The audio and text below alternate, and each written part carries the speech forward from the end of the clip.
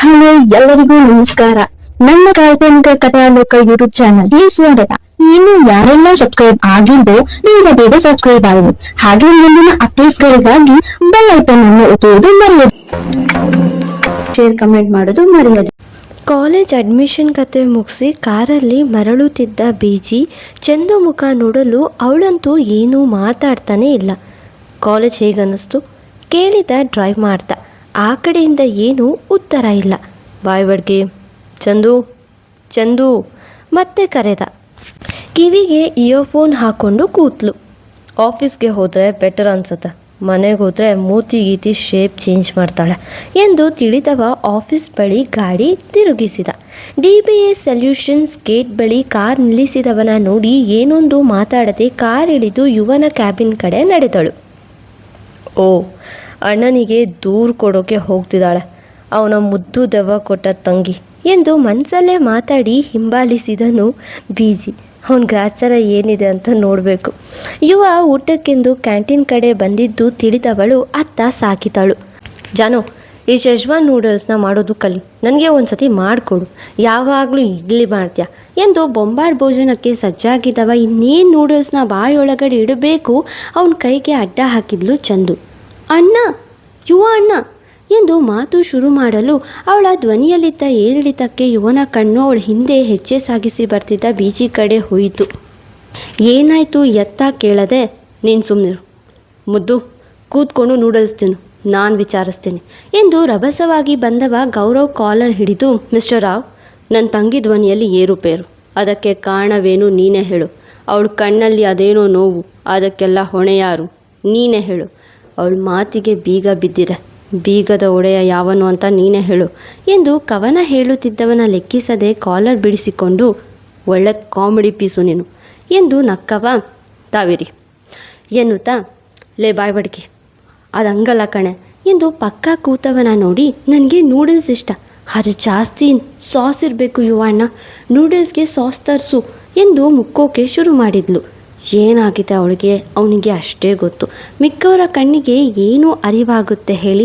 ಯುವ ಮಿಕ ನೋಡಿದ ಬಿಟ್ಟರೆ ಏನೂ ಮಾತಾಡಲಿಲ್ಲ. ಜಾನು ಶೋ ನೋಡ್ತಾ ಕೂದ್ಲು. ಲೇ ಗೋರಿ ಪಾಳ್ಯದ ಬಕಾಸುರಿ ಕೇಳಿಸ್ಕೋ ಎಂದು ಬೈದನು ಬೀಜಿ. ನಾನು ಗೋರಿ ಪಾಳ್ಯದ ಬಕಾಸುರಿನಾ? ನೀವು ಸುಡ್ಗುಂಡಿ ಪಾಳ್ಯದ ಮೂರ್ಖಾಸುರ ಬೈದಳು.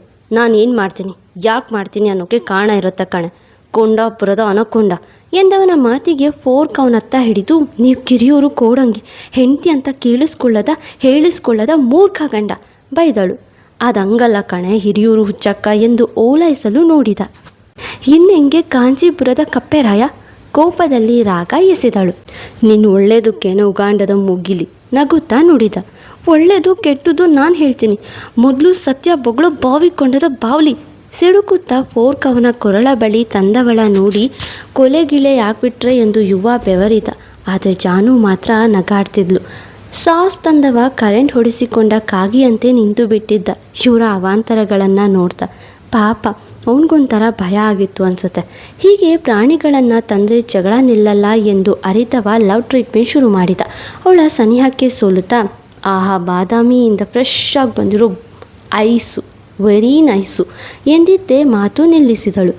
ಐಹೊಳಿಯನ್ನು ದಾಟಿ ಬಂದಿರೋ ನೋಸು, ಹೌ ಕ್ಯೂಟು ಎನ್ನುತ್ತಾ ಮುಂದೆ ಬಂದವನ ನೋಡಿ ಕೋಪ ತಣ್ಣಗಾಗಿಸಿಕೊಂಡಳು.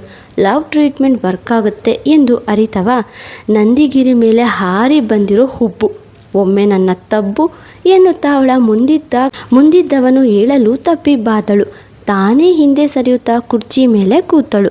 ಅವಳ ಸನಿಹಕ್ಕೆ ಬಂದವ, ಕಿಸಾನ್ ಜಾಮ್ ಕಂಪ್ನಿಯಿಂದ ತಯಾರಾಗಿರೋ ಲಿಪ್ಸು, ಕೊಡ್ತೀಯ ಕಿಸ್ಸು ಎಂದು ಹತ್ತಿರ ಬಂದವನ ದೂರ ತಳ್ಳಿ, ಗೌರವ್ ಸರ್ ಆಫೀಸ್ ಇದು ಎಂದವಳ ಮಾತಿಗೆ ಜಾನು ಯುವ ನಕ್ಕರೆ, ಅಮರಾವತಿಯ ಅಮ್ಮಣ್ಣಿ, ರೊಮ್ಯಾನ್ಸ್ ಆದರೆ ಆಫೀಸ್ ಅನ್ನೋದು ನೆನಪು ಬರುತ್ತೆ, ಅದೇ ಫೈಟಿಂಗ್ ಆದರೆ ಮರ್ತೋಗುತ್ತಾ ಬೀಜಿ ಕೇಳುವಾಗಲೇ. ಮತ್ತೆ ಯಾಕೆ ನೀವು ನನ್ನ ಹೆಂಡತಿ ಅಂತ ಹೇಳಿಬಿಡಿ ಅಂದರೆ ಅವ್ರಿಗೆ ಮುದ್ದಾಗಿ ಕೇಳಿದವಳ ನೋಡಿ, ನೀನು ಸ್ಟೂಡೆಂಟ್ ಆಗಿರ್ತೀಯ, ಮದುವೆ ಆಗಿದೆ ಅಂತ ಗೊತ್ತಾದರೆ ಎಲ್ಲರೂ ನಿನ್ನ ಮ್ಯಾರಿಡ್ ಅಂತ ವಿಚಿತ್ರವಾಗಿ ನೋಡ್ತಾರೆ.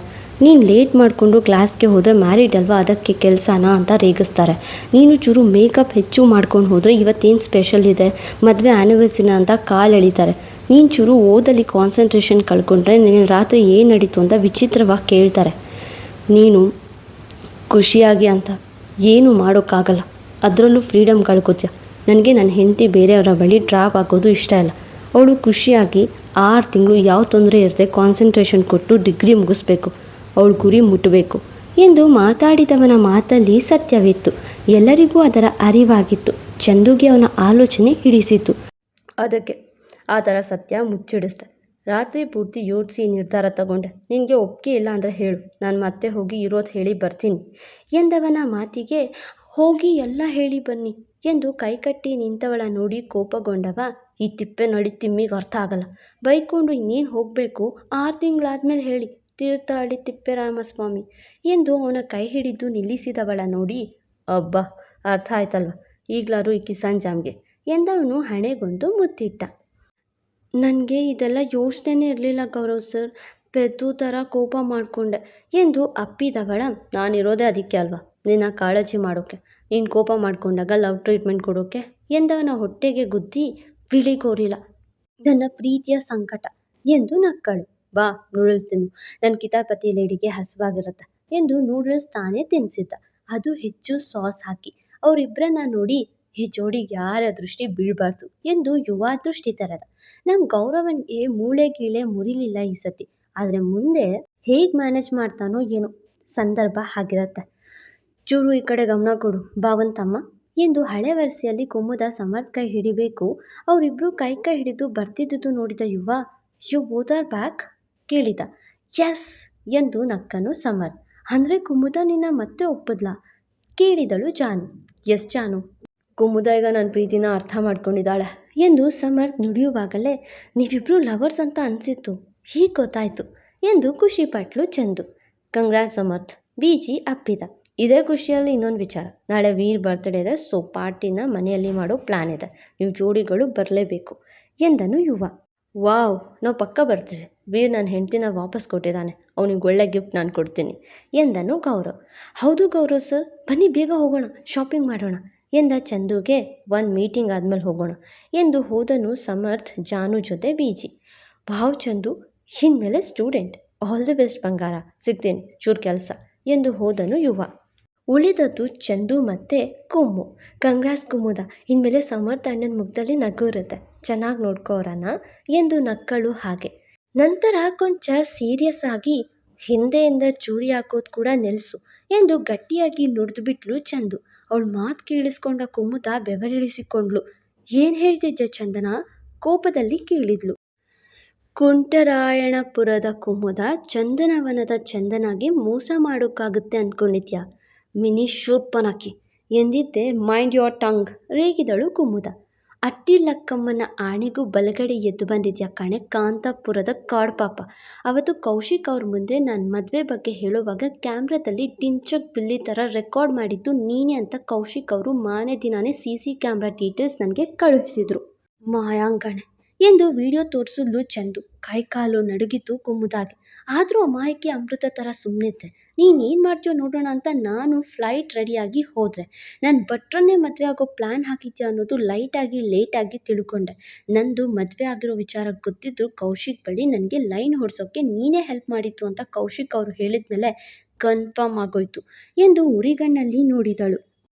ಅದು ಚಂದನ ಎಂದು ಬಾಯಿ ತೆರೆದ ಕುಮ್ಮು ಮಾತಿಗೆ ಕತ್ತರಿ ಹಾಕಿದ ರೆಬಲ್ ಲೇಡಿ, ನೀ ನನ್ನ ಸಾಸಿವೆ ಥರ ನೋಡ್ತಿದ್ಯಾ, ನಾನು ಟೈಮ್ ಬಾಂಬ್, ಸಮಯಕ್ಕೆ ಸರಿಯಾಗಿ ಸಿಡಿತೀನಿ. ಈಗ ಸಮರ್ಥ್ ಅಣ್ಣನ ಜೊತೆ ಕಮಿಟ್ ಆಗಿದ್ಯಾ, ಚೂರು ಆಚೆ ಈಚೆ ಹೋದರೆ ನಿನ್ನನ್ನು ಸಪ್ತಸಾಗರದ ಆಚೆ ಕಳಿಸ್ತೀನಿ ಮಿನಿ ಶೂರ್ಪನಖಿ ಎಂದು ಬೆರಳು ತೋರಿ ವಾರ್ನ್ ಮಾಡಿ. ಆದರೂ ನಿನ್ನಿಂದ ನನ್ನ ಬಿಳಿ ಗೌರಿಲಾಗೆ ನೆನಪು ವಾಪಸ್ಸು ಬಂತು. ಥ್ಯಾಂಕ್ಸ್ ಕಣೆ ಸತ್ಯವಂಶದ ಸೋದರಿ ಎಂದು ನಗುತ್ತಾ ನೋಡಲು. ತಪ್ಪು ಮಾಡಿದ್ದು ನಿಜ ಚಂದು, ಆದರೆ ನಿನ್ನ ಗೌರವ ಪ್ರೀತಿ ನೋಡಿ ಸೋತೋದೆ. ನೀವಿಬ್ಬರು ಹೇಳಿ ಮಾಡಿಸಿದ ಜೋಡಿ, ಅದಕ್ಕೆ ಸಮರ್ಥ್ ಜೊತೆ ಮದುವೆ ಆಲೋಚನೆ ಮಾಡಿದ್ದೀನಿ. ಪ್ರಾಜೆಕ್ಟ್ ಮುಗಿದಿದ್ದಂತೆ ಮದುವೆ ಆಗ್ತೀನಿ, ನನ್ನ ಕ್ಷಮಿಸು ಚಂದು ಎಂದು ಅತ್ತಳು. ಅಳೋದು ಬೇಕಿಲ್ಲ, ಮುಂದೆ ನೆಟ್ಕಿರೋದು ನೋಡ್ಕೊ. ನಾನು ಎಲ್ಲರ ಪಾಲಿಗೆ ಚಂದವಾಗಿರೋ ನಾರಿ, ಹೌದು, ನನ್ನ ಮುಂದೆ ಬಾಲ ಬಿಚ್ಚಿದ್ರೆ ಭಯಂಕರ ಮಾರಿ, ತಿಳ್ಕೊ ಎಂದು ವಾರ್ನ್ ಮಾಡಿ. ಕೌಶಿಕ್ ಅವರು ಒಳ್ಳೆಯವರು, ವಿಡಿಯೋ ಕಳಿಸಿದ್ದು ಅವರೇ ಅಂತ ತಪ್ಪು ತಿಳಿದು ಫೋನ್ ಮಾಡಿ ಕೇಳಿದೆ. ಅವರು ಸಾಕ್ಷಿ ಸಮೇತ ಈ CC ಫುಟೇಜ್ ಕಳಿಸಿದ್ರು. ಆಗ ಯುವ ಅಣ್ಣನ ಬಳಿ ಹೇಳಿದೆ, ಅವರು ನಿನ್ನ ಹಳೆ ಸ್ಟೋರಿ ಹೇಳಿದ್ರು. ಆಗಲೇ ಗೊತ್ತಾಗಿದ್ದು ನಿನಗೆ ನನ್ನ ಭಟ್ರ ಮೇಲೆ ಕಾಕಿ ಕಣ್ಣಿದೆ ಅಂತ. ಇತ್ತು ಚಂದು, ಈಗಿಲ್ಲ, ಮುಂದೆ ಬರೋದೂ ಇಲ್ಲ. ನಾನು ಬದಲಾಗಿದ್ದೀನಿ, ಒಂದು ಚಾನ್ಸ್ ಕೊಡು. ಸಾರಿ ಚಂದನ ಎಂದು ಕೈ ಹಿಡಿಯಲು, ಇರಲಿ ಬಿಡು, ಶಕುನಿಯಿಂದ ಆಗಿದ್ದೆಲ್ಲ ಒಳ್ಳೆಯದೆ, ನಿನ್ನಿಂದ ಕೂಡ ಆಗಿದ್ದು ಅದೇ.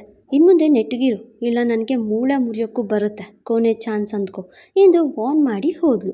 ಅವಳು ಹೋಗಿದ್ದು ನೋಡಿ ಅಲ್ಲೇ ಇದ್ದ ಸಾಸ್ ಬಿಸಾಡಿ, ಹೀಡಿಯಟ್, ನಾನೇ ಮಿನಿ ಶೂರ್ಪನಕ್ಕಿ ಅಂತಾಳೆ, ಮಂಡೋತ್ರಿ. ಇರಲಿ, ಇನ್ಮೇಲೆ ಗೋಮುಖ ನೋಡ್ತೀಯ ನಂದು, ಆದರೆ ವ್ಯಾಘ್ರ ಕಣೆ ನಾನು ಎಂದು ಕಿಡಿಕಾಡಿದಳು. ಹೇಗಿತ್ತು ಚಂದು ವಾರ್ನಿಂಗ್? ಕತೆ ಹೇಗೆ ಅನ್ನಿಸ್ತಿದೆ?